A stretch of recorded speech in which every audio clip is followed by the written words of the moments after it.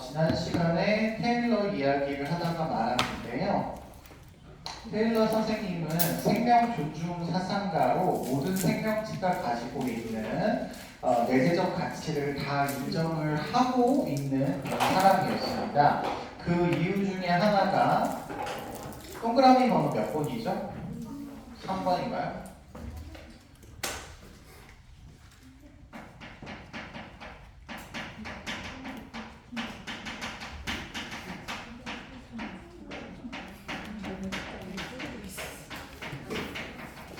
네. 생명 존중에 대한 얘기를 할 텐데 그 이유 중에 하나가 이제 목적론적 세계관을 계승을 하기는 하는데 다른 일을 위한 어떤 수단으로서의 목적이 아닌 그냥 그 자체가 가지고 있는 고유한 목적을 지니고 있기 때문에 모든 그 목적론적 활동을 하고 있는 생명체는 내재적 가치를 지닌다 이렇게 이야기를 했어요. 그래서 그 생명을 가지고 있는 존재들끼리 위계서열이 존재하는 게 아니라 똑같이 평등한 그런 관점에서 대해줘야 된다. 이런 얘기를 하는데 우리 생명 존중에 대한 의무를 진다 그러면 그 의무를 할 수 있는 주체는 누구라 그랬죠? 인간밖에 없다고 했었죠. 그리고 그거의 대상이 되어지는 존재로서 이제 생명이 들어간다 그러면 그 생명에 대한 인간의 의무가 발생을 하는 거니까 생명에 대한 직접 의무라고 보시면 되는 거고 이런 식으로 얘기하면 칸트 같은 인간중심주의 사상가는 생명에 대한 의무가 있는 게 아니라 인간에 대한 의무가 있는 거니까 해당하지 않는 거 말씀드렸죠? 자, 4가지 의무가 있습니다. 시험 문제에 좀 잘 나오는 편이라서 기억해 주시면 좋은데 첫 번째가 불간섭의 의무. 말 그대로 불간섭하라라는 얘기인데요.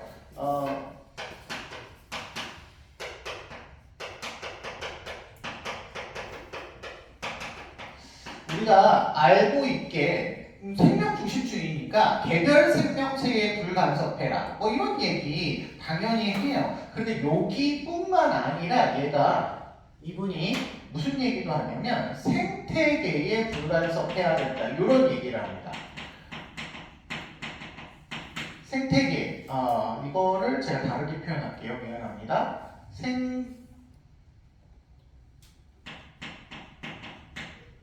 전체 생명 공동체, 전체 공동체 뭐가 좋을까요?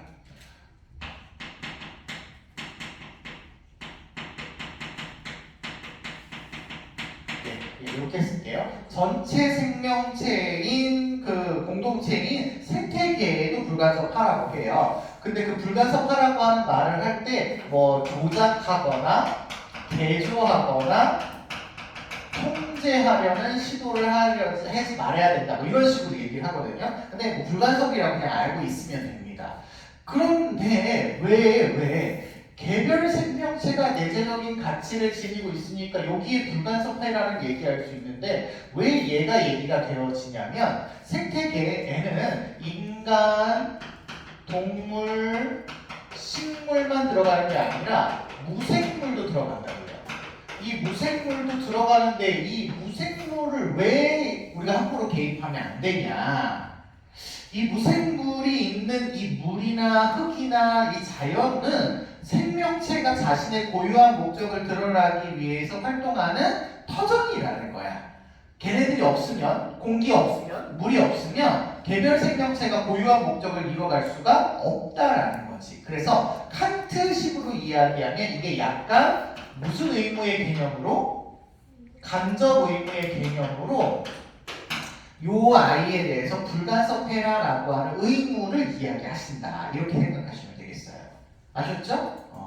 요런 개념으로 접근을 해주시고 그래서 이게 잘 나오기 때문에 생태계에 불간섭해라라고 하는 얘기가 나온다면 여러분은 무조건 누구로 알아두시면 되냐면 테일러로 알아두시면 되시겠습니다. 그래서 불간섭의 의무 자체를 얘기할 때는 무조건 테일러 선생님이다. 왜냐하면 뒤에 있는 사람도 얘기를 안 하고 앞에 있는 사람들은 포함이 되지가 않기 때문에 불간섭의 얘기를 할 때 생명체에 대한 불간섭, 동물에 대한 불간섭 이런 거 얘기할 때 무조건 불간섭의 의무가 있어 그러면 테일러만 된다고 알아두시면 되겠습니다.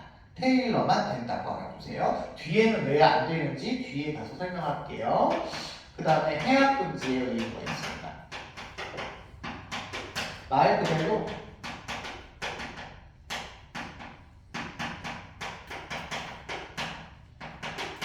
개별 생명체에게 피해를 주면 안 된다, 뭐 이런 얘기가 되겠고요. 두 번째가 신의의 의무, 뭐 성실의 의무 이렇게 표현하기도 하는데요. 생명체를 속이지 말아라, 뭐 이런 얘기예요.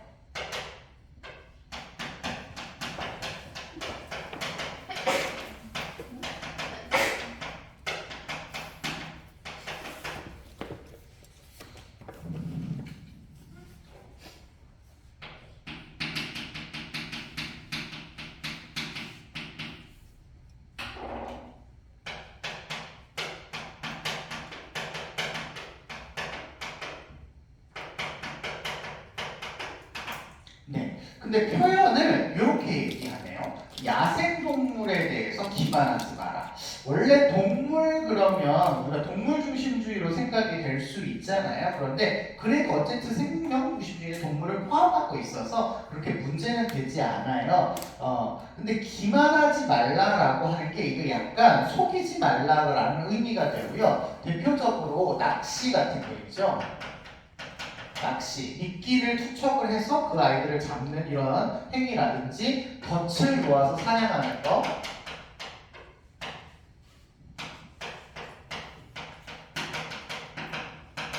이런 식으로 기만하지 말아라, 꼬시는 그런 행위를 하지 말아라, 뭐 이렇게 얘기를 하고 있으십니다. 그 다음에 마지막 네 번째로 보상정의의 의무.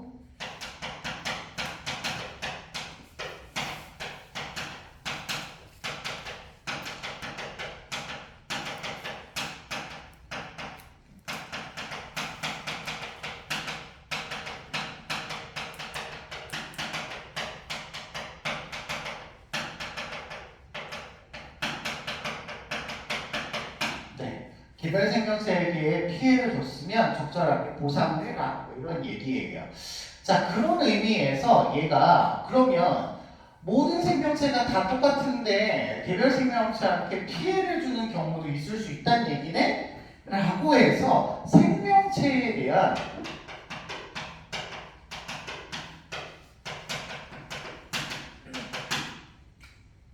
우선성을 허용하는 경우가 있어요. 우선성을 허용하는 경우가 발생을 하게 됩니다. 이 경우는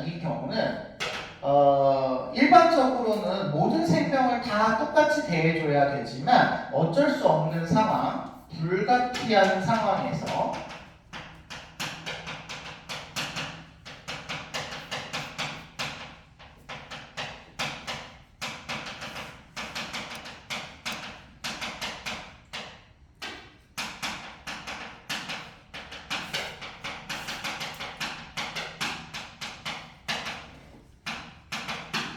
생명에 대해서 우선성을 허용하는 경우가 있을 수 있대요. 불가피한 상황에서. 예를 들면 5가지 얘기를 하시는데 첫 번째가 자기 방어의 상황에서 자기 방어의 상황에서 왜 이렇게 말을 못하니? 자기 방어의 원리다라고 해서 여러분이 길을 지나다가 곰을 만났어.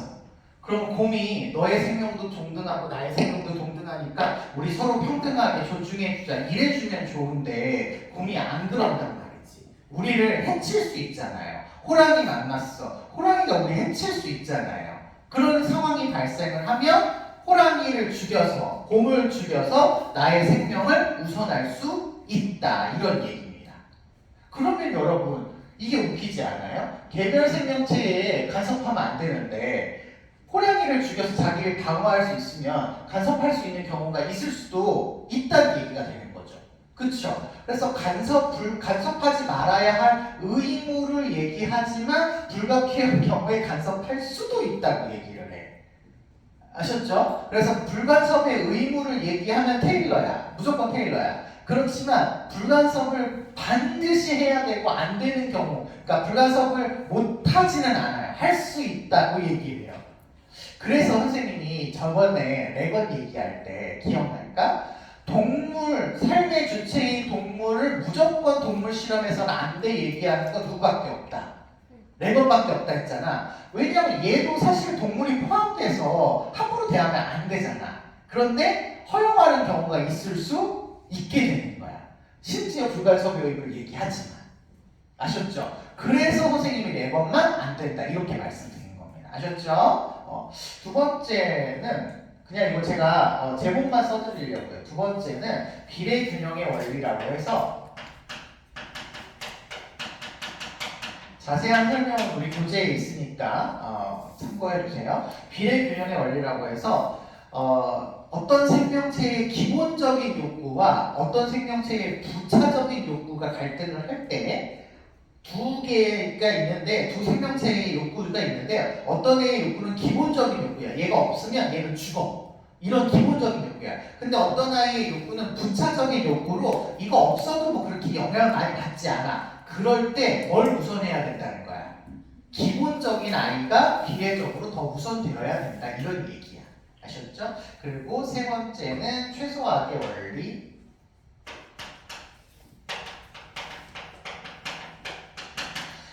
최소화학의 원리 같은 경우는 분명히 인간에게 부차적인 욕구야, 부차적인 이익이야. 그리고 어떤 생명체에게는 기본적인 이익이야. 그런데 이 부차적인 이익은 인간의 어떤 가치 중에서 굉장히 고유한 문화적인 가치, 역사적인 가치로 지금 당장 이게 훼손이 되면 다시는 이걸 복구할 수 없는 문화재적 가치를 지니고 있을 경우에 다른 어떤 생명체보다 우선할 수 있는 경우가 있을 수 있대요.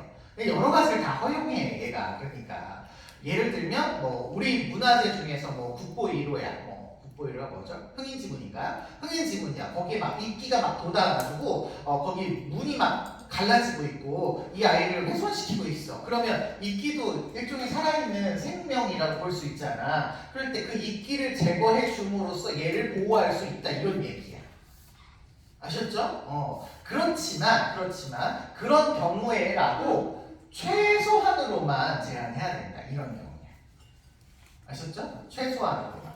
터널을 뚫어. 그래서 인간을 위해서 공사를 하더라도 거기에 살고 있었던 식물이나 동물이 다른 지역에서 이사해서 살게 하거나 그들에게 피해를 주지 않는 방향으로 최소한으로 설계를 해서 해라. 뭐 이런 거가 되겠습니다. 아셨죠? 그러니까 얘는 이분은 자꾸 제가 그래서 그런데 미안해요. 네. 이분은 여러 가지를 그냥 다 허용을 하고 있어요. 네. 생명을 동등하다고 얘기하지만 다 허용을 하고 있는 경우가 많습니다. 그 다음에 네 번째가 분배 정의의 원리. 다섯 번째가 보상 정의의 원리.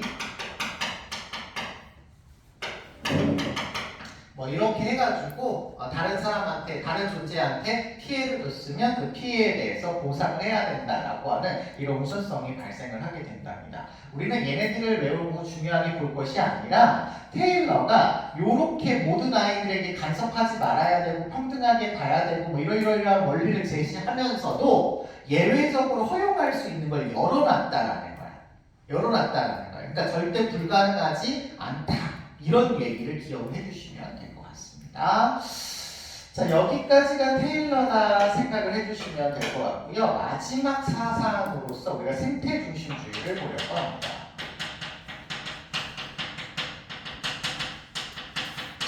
자, 생태 중심주의는 앞에 있는 아이들과는 조금 다르게 이분들만이 가지고 있는 그런 독특한 내용이 있어서 선생님이 우리가 핵심 주장이라고 하나를 쓰고 공통적인 입장을 먼저 말씀을 드리고 개별사상가를 얘기하려고요. 생태 중심주의는 이제 인간뿐만 아니라 동물, 모든 식물 플러스 무생물까지 까지 이제 도덕적인 고려의 대상으로 넣는 거죠.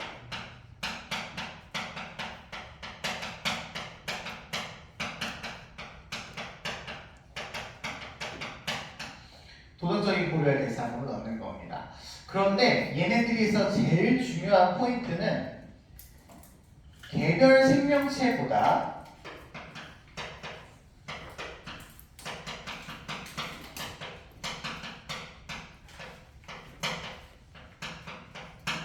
전체 생태계를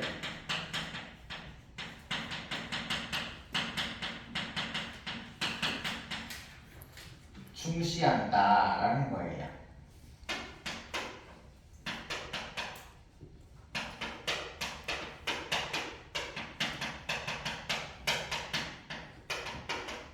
그래서 얘의 성향 자체가 전일주의적입니다. 전체주의적입니다.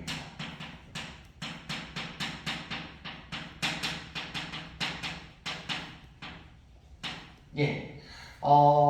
안에 있는 하나하나도 물론 다 소중해요. 안에 있는 식물이나 동물이나 이런 아이들도 전체를 구성하는 구성원이기 때문에 소중한데 그 아이와 전체 중에 뭐가 더 중요하냐라고 이야기했을 때 여기에 소속되어 있는 사람들은 전체가 더 우선한다 이렇게 보고 있는 거야. 대한민국이 중요하냐 대한민국 국민이 중요하냐라고 얘기할 때 물론 둘 다 있어야 되기는 하지만 이 둘 중에서 뭘 더 우선하냐고 얘기할 때 전체인 국가를 더 우선한다 이런 맥락인 거예요. 그러다 보니까 이게 만약에 지나치게 되면 극단적인 생태주의가 되게 되면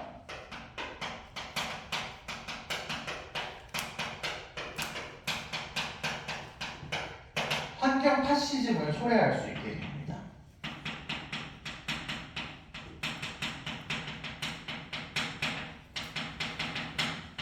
그러니까 환경 전체를 위해서 개별적인 아이는 죽어도 된다. 뭐 이렇게 보고 있는 거죠. 그래서 인간이 환경 오염을 일으키는 주범이기 때문에 뭐 인간을 어느 정도 희생을 해서 환경을 보존하는 게 좋은 거 아니냐 뭐 이런 식의 논리도 이제 성립을 하게 되는 그런 결과를 가져올 수도 있게 됩니다. 마지막으로 하나만 더 표시하자면 생명 공동체에 소속되어 있는 모든 아이들은 따로 독립적으로 존재하는 것이 아니라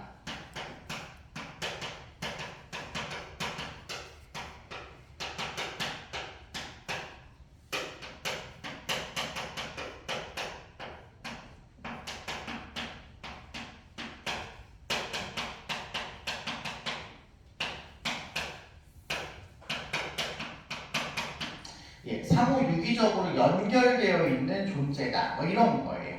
서로 떨어져 있지 않다. 요거는 우리 동양 중에 어디하고 비슷하지?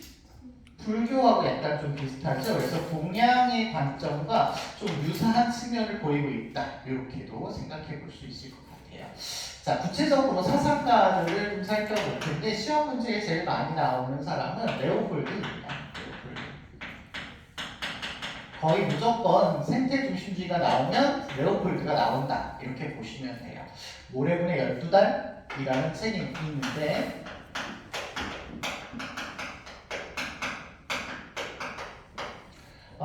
레오폴드 선생님이 무슨 국립공원에 관리하시는 분이었대요. 그러면서 이제 지으신 책인데 이제 여기서 이제 유명하게 나오는 그 내용이 그 얘기였어요. 모든 아이들이 이렇게 떨어져 있지 않고 연결되어 있다는 걸 설명하려고 아마 하시는 내용인 것 같은데 자기가 어느 날 이렇게 공원을 순찰하다 보니까 늑대가 사슴을 잡아먹는 거야. 무리에서 떨어진 사슴을 잡아먹는 모습이 너무 잔인하고 좀 안타까워서 이제 그 늑대를 죽인 거죠. 늑대를 죽여가지고 사슴을 지켜준 거야. 그러면 생태계가 좀 평화로울까 이렇게 생각을 했었었는데 사슴의 개체수가 늘어나고 늑대의 개체수가 줄어드니까 사슴이 풀을 많이 뜯어먹잖아요. 그러니까 점점 그 풀이 줄어들게 되고 그리고 그곳이 사막으로 변하게 되니까 결국은 돌고 돌아서 사슴의 개체수를 줄이게 되는 역할을 하더라. 이런 거를 알게 된 거야. 그래서 이게 생태계는 자기가 알아서 균형과 조화를 이루고 있는데 인간이 그것을 개입을 해가지고 얘를 살려주고 얘를 죽여주고 이러다 보니까 조화와 균형이 무너지게 되어지더라. 서로 독립되어 있는 게 아니라 알게 모르게 다 연결되어 있는 거다. 이걸 이제 깨닫게 되신 거죠. 그러면서 이제 전개를 하신 이론이 바로 대지윤리라는 이론이에요. 대지윤리. 돼지가 죽어있는 아이가 아니라 뭔가 알게 모르게 역할을 하면서 조화와 균형을 이루고 있는 그런 상태로 보이고 있다. 뭐 이런 건데요. 도덕적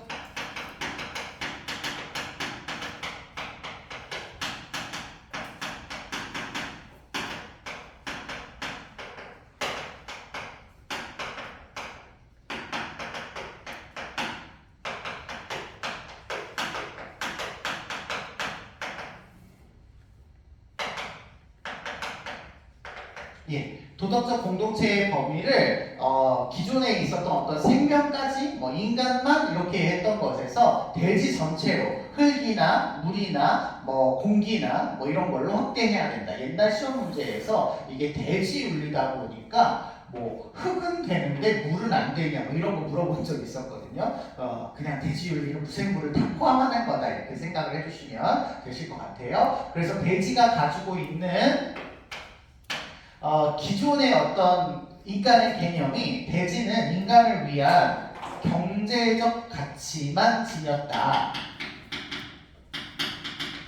이렇게 생각을 했었었는데 그게 아니라 경제적 가치뿐만 아니라 도덕 공동체니까요. 윤리적인 가치를 지니고 그리고 심리적인 가치를 지니고 있는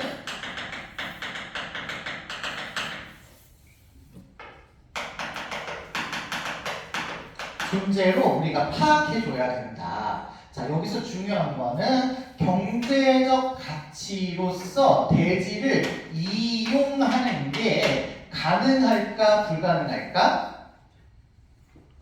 뿐만 아니라 라고 하는 표현은 경제적인 가치로서 인간이 대지를 이용할 수 있다라는 겁니다. 이용할 수 있다라는 거예요. 이용할 수 있다. 하지만 그것만으로 대하는 것은 아니고요. 그것만으로 대하는 것은 아니고 이 아이가 가지고 있는 아름다움 그리고 윤리적인 측면 이런 것들까지 고려해서 생각해야 된다. 그래서 얘가 요 화살표라고 한다면 요 전반적인 부분에서의 화살표입니다. 그래서 대지 전체가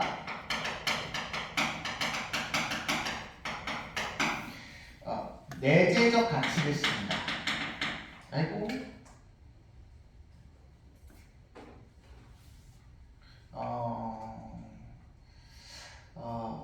여기다가 제가 한 단어를 더 쓸게요. 그 자체가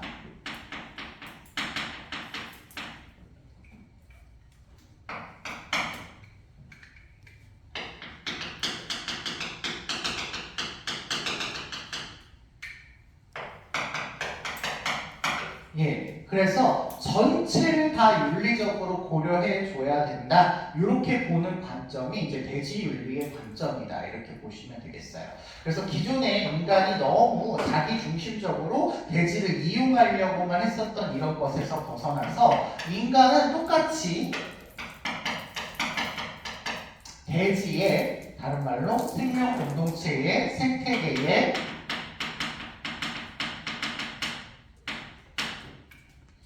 평등한 구성원이다.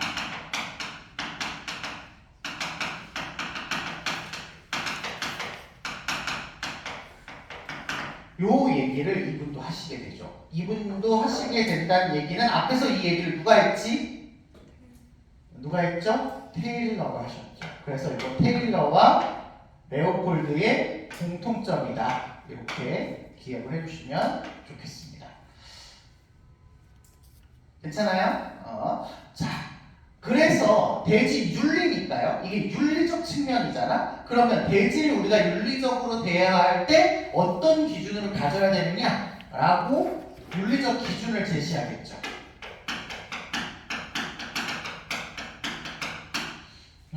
레오폴드에게서의 대지 윤리의 기준은 대지가 가지고 있는 안전성, 온전성, 아름다움입니다. 여기에 이바지하면 윤리적으로도 선한 거고 여기를 해치면 윤리적으로도 악한 거다라고 하는 그런 기준을 가지고 있으시게 됩니다. 그렇기 때문에 중요한 말이 요즘 들어서 왜 이런 문제가 잘 나오는지 모르겠는데 객체가 존속할 권리보다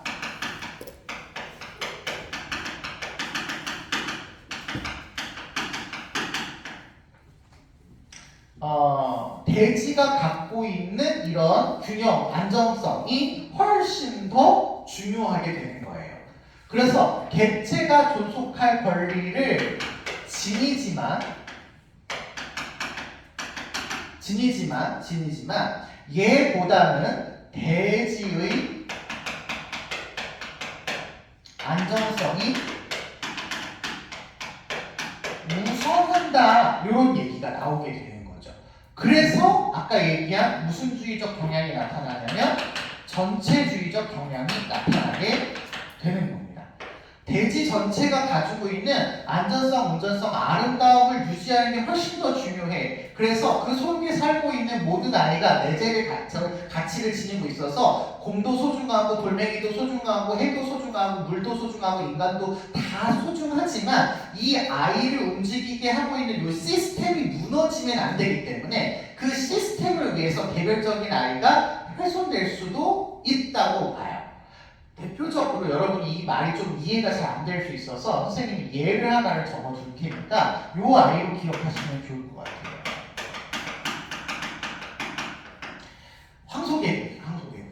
황소개구리는 개구리처럼 일반적인 개구리처럼 살지 않고 뱀 잡아먹고 막 이런단 말이야. 생태계 교란종이란 말이야. 파괴종이란 말이야. 얘는 생태계의 안정을 해쳐, 온전함을 해쳐, 생태계의 아름다움을 해쳐. 얘도 생명을 지니고 있는 존재로서 존속할 권리를 갖지만 이 아이가 생태계가 가지고 있는 안전성, 온전성, 아름다움을 해치기 때문에 인간은 이 아이를 없애줌으로써 생태계의 안전성, 온전성, 아름다움에 이바지해야 된다라는 얘기가 되겠습니다. 그러면 지금 이야기한 무슨 의무가 발생을 하냐면 인간에 대한 의무가 발생을 해야 되는 거죠.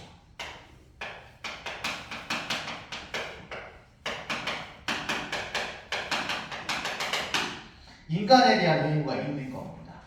자, 인간에 대한 의무는 아까 얘기한 것처럼 인간이 자연을 함부로 개발하면 안 되기는 해요. 하지만 경제적 관점에서 자연을 이용하는 게 불가능하지 않습니다.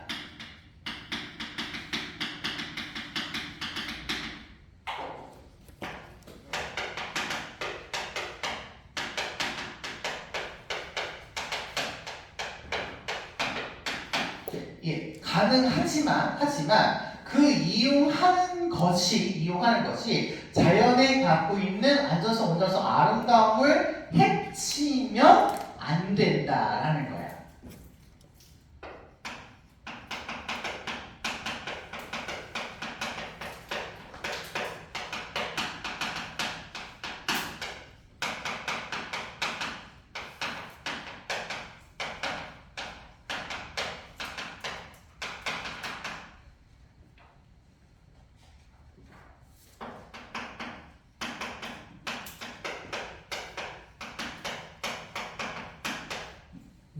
요런 얘기를 하고 계시죠. 그래서 요런 것들에 이바지하기 위한 황소개구리를 죽이는 행위를 할 수 있다 없다?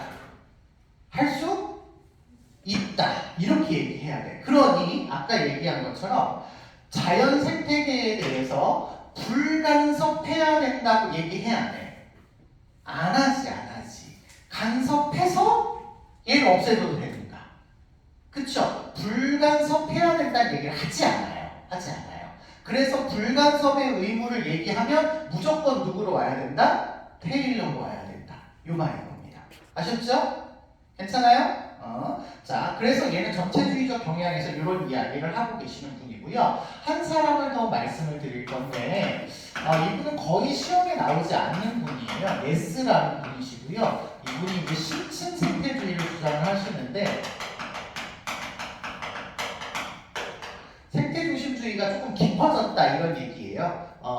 어떻게 깊어지냐면 기존에 있었던 어떤 환경보호론자들의 어떤 생각이 너무 인간중심적인 세계관에서 나와서 수동적이고 피상적이고 그냥 환경보호하자 뭐 이런 식의 맥락으로 접근을 한다라는 거죠.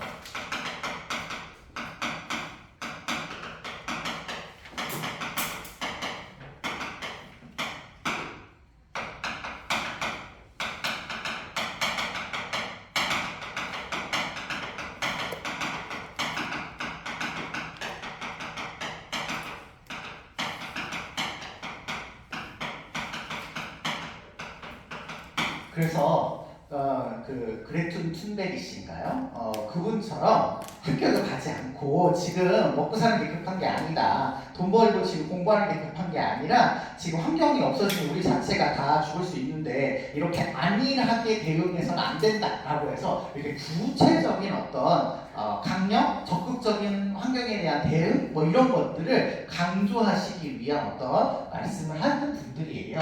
그래서 얘네들이 조금 더 파시즘적입니다.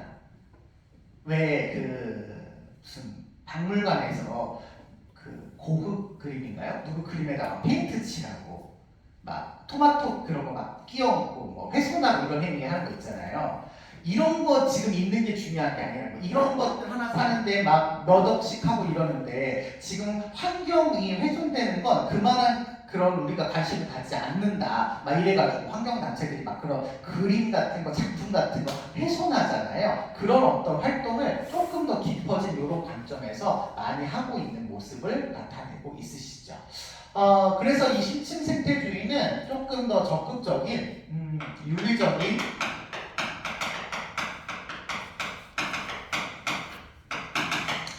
강령, 약간 강령이니까 강한 명령 뭐 이런 느낌이라고 보시면 돼요.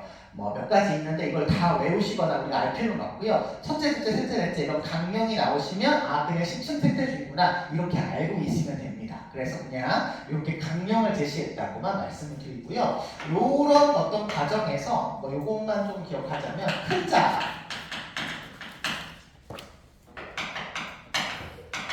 큰 자의 실현을 강조하셨다. 뭐 이런 거 알아두시면 좋겠어요. 큰 자는 이제 개별적인 존재로서의 자.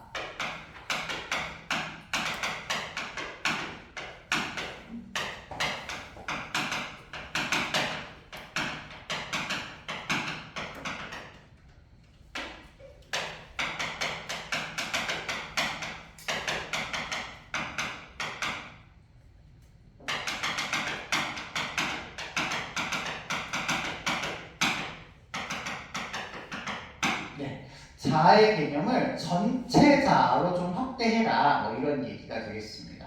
우리 에어컨을 좀 켜주시면 어떨까요? 제가 좀 덥네요.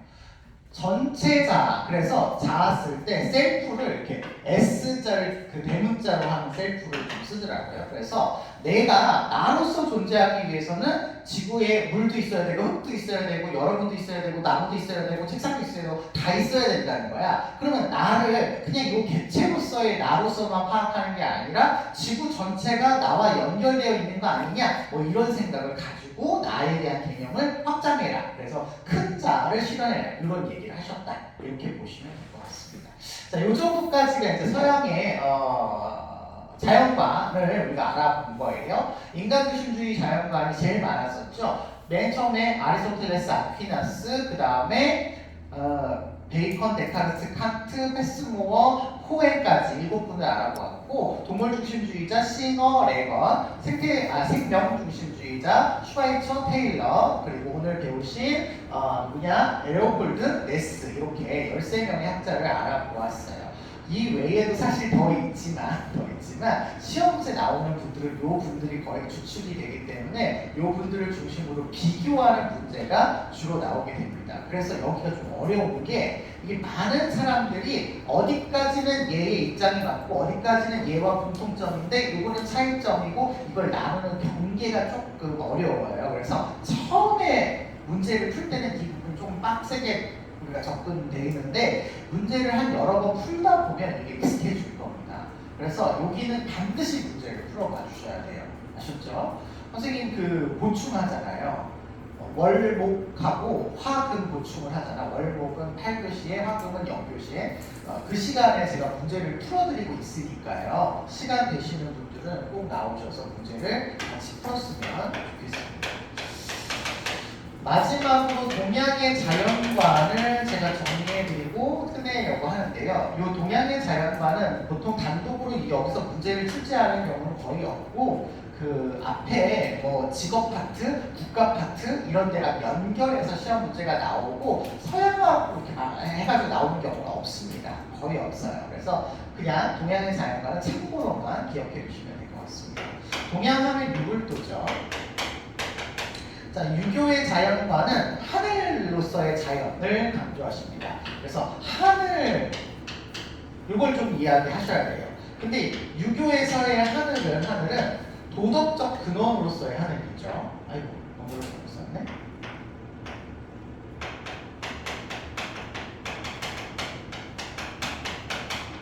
도덕성의 근원이자 만물의 원리예요. 로서 모든 만물에다가 그 원리를 주는 아이가 하늘이죠. 그러니까 하늘이 자연보다 더 큰 존재다, 이렇게 생각하셔야 됩니다. 자연보다 더 큰 존재다. 자연물을 하늘이라고 하는 법칙에 의해서 운영되고 있다. 그러니 모든 자연을 포함한 인간은 하늘의 원리를 따라서 살아야 되죠.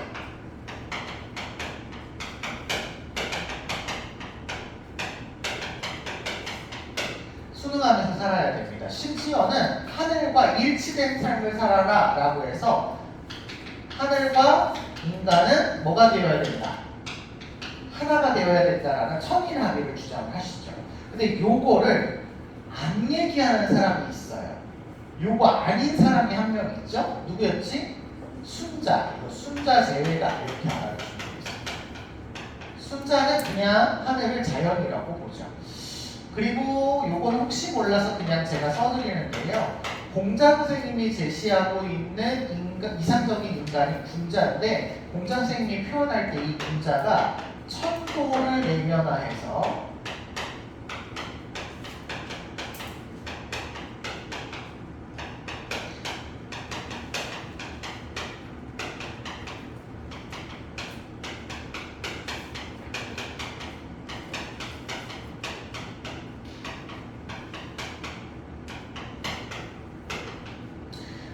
이런 식의 표현을 쓰거든요.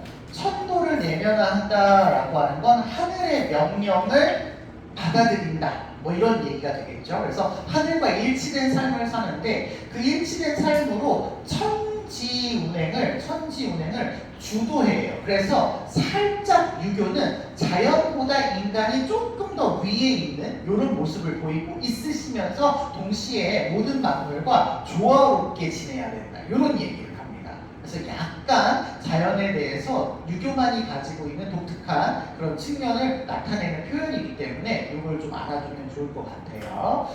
참고만 하세요. 참고만.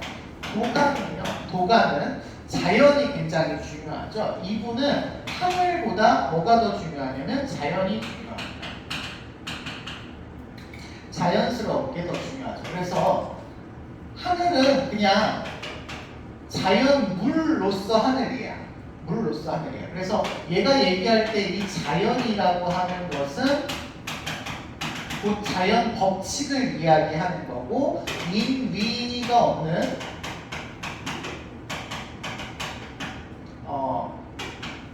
도인 거죠. 도덕이라고 할까요? 도인 거죠.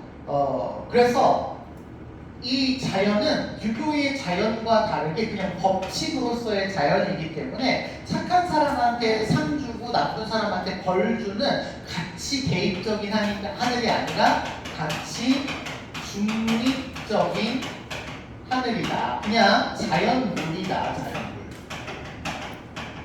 그래서 하늘에서 비가 오고 어저께처럼 막 우박 떨어지고 막 천둥번개 치고 이럴 때 착한 사람한테는 뭐 안 오고 나쁜 사람한테는 오고 이런 게 아니라 다 똑같이 그냥 온다. 뭐 어떤 표현에서는 뭐 지프로 만든 개 취급한다. 인간을 똑같이 그냥 자연물과 똑같이 여긴다. 뭐 이런 식으로 이야기를 하고 있으셔요. 그렇지만 어쨌든 인간은 그 하늘의 법칙, 자연의 법칙을 거부하지 않죠.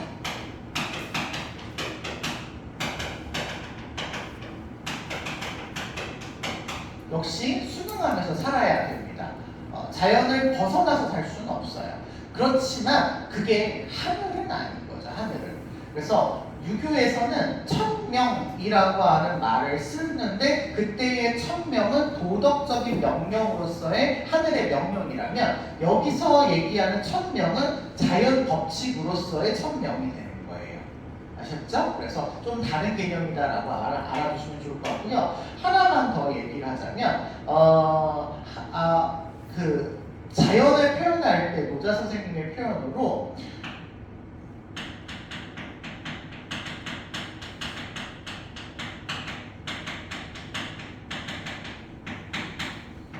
자연을 무목적의 무의의 체계다 이렇게 얘기를 해요. 자, 여기에서 우리가 자연이 목적이 없다라고 하는 말은 가치 중립적이다 라고 하는 표현을 알아주시면 돼요. 하늘이 누구는 상 주고 누구는 벌 주기 위해서 비 내린다든지 해 뜬다든지 뭐 이러지 않는다는 거야. 그냥 가는 거지. 그냥 가는 거지. 뭐 선악을 구별해가지고 가는 게 아니라는 거야. 유교에서는 좀비친소 선악미추 구별하지만 도가에서는 해요 안 해요? 안 한다. 이런 얘기야. 무목적, 가치 중립적이다. 이런 얘기고요. 무위라는 건 뭐 아시죠? 인위적인 게 없어야 되는 게 자연인 거고 얘가 중요해요. 세계는 질서가 있다는 얘기입니다.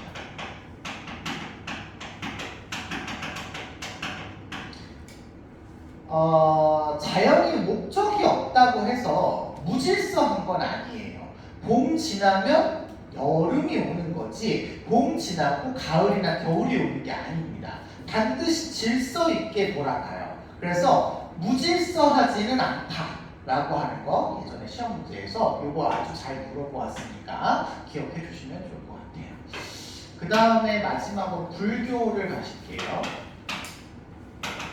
불교는 무조건 연기설이죠. 무조건 연기설이죠.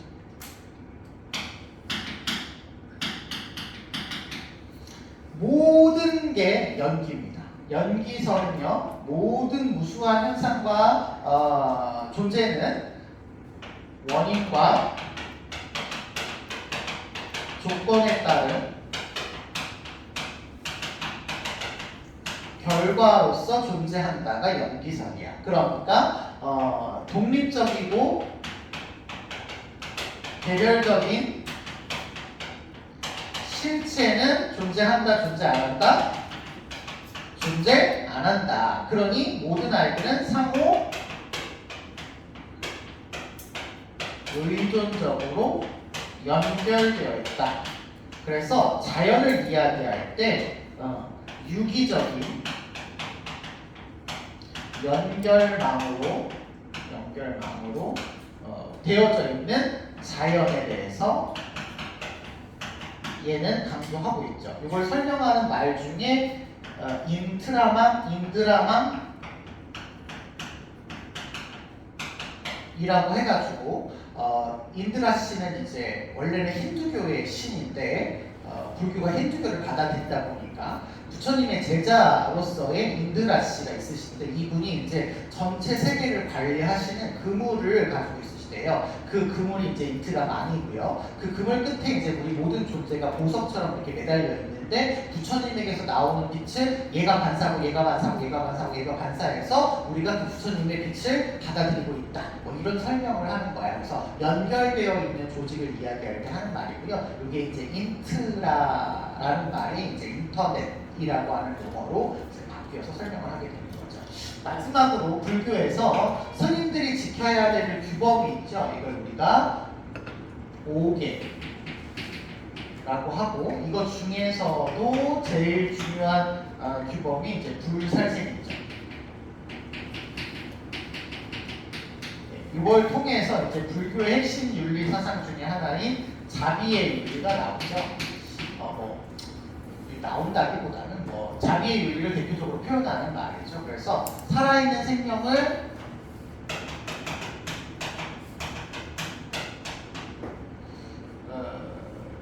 죽이는 행위를